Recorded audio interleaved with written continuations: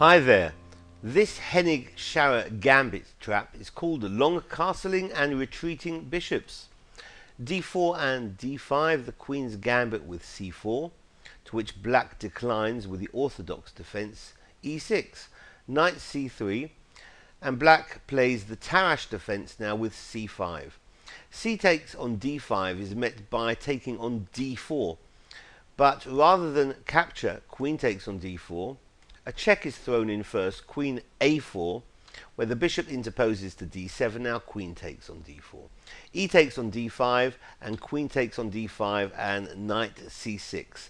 So black has come out of the opening a whole pawn down, and it's difficult to see immediately what compensation black has got. However, a deeper analysis will reveal that black's pieces get involved very quickly into the game, with the knight coming to f6, and black intends to castle long with the rook, causing mayhem along the d file.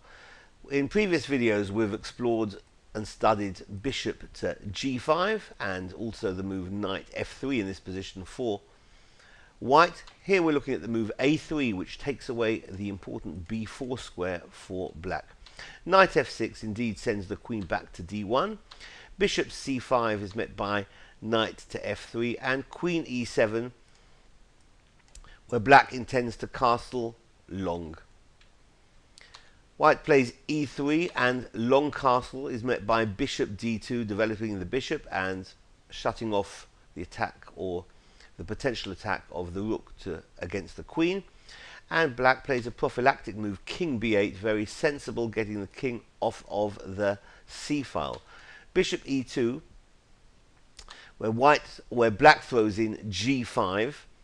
That pawn wants to head for g4, and it can't really be captured with knight takes on g5, because rook h g8 is gonna get at least a pawn back for black with a very active position.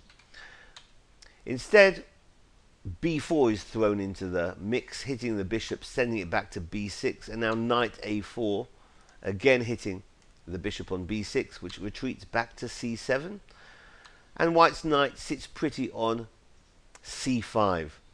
g4 hitting the knight on f3, which has to run.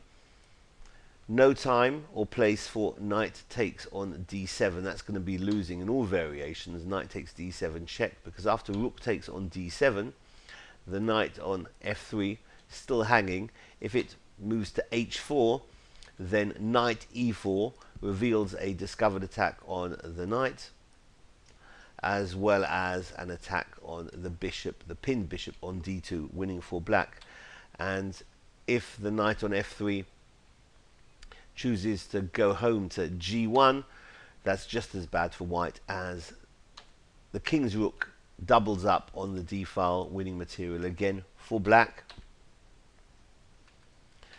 So white has to run with the knight on f3 immediately.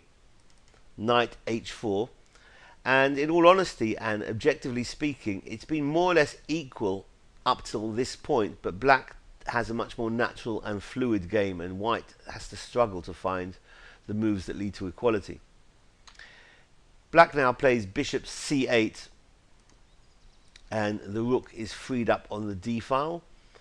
White can just about hold the position with a move now like g3, but it looks ugly, and if white chooses to castle, then it's game over, as black has the simple tactic queen to d6, threatening mate on h2, as well as queen takes on d2, winning the bishop. So this has been the long castling and retreating bishops trap in the Hennig Scharra. Thanks for watching. Bye bye.